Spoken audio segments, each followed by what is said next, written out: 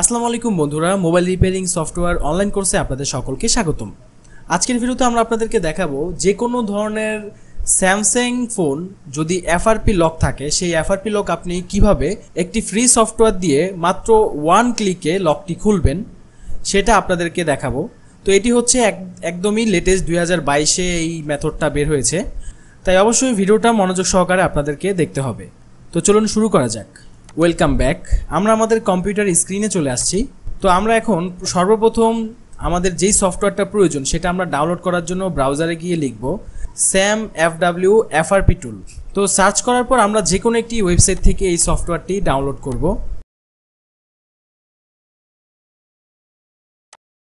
তো তাদের অফিসিয়াল ওয়েবসাইটে আসার পর আমরা এখানে ডাউনলোডের অপশনটি খুঁজছি। ওকে বন্ধুরা, আমরা এখানে ক্লিক করলাম, এখানে ডাউনলোডের লিঙ্কটা চলে আসলো।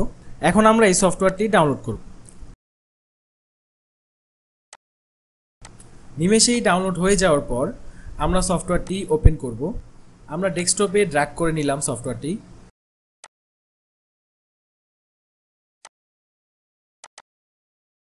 এখন আমরা এটি ওপেন করব।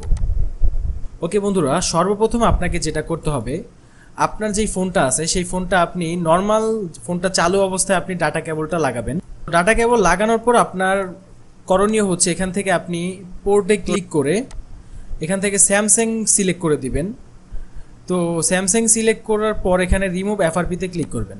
এখন বন্ধুরা আমাদের যেটা করতে হবে, আমাদের ফোনে ইমার্জেন্সি কল অপশনে গিয়ে *#0* ডায়াল করতে হবে।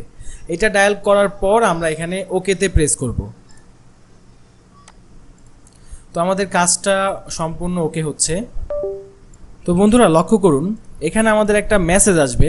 এই মেসেজ থেকে আমরা ওকে দিয়ে দিব। জাস্ট ওকে দেওয়ার পর কিছুক্ষণ অপেক্ষা করতে হবে।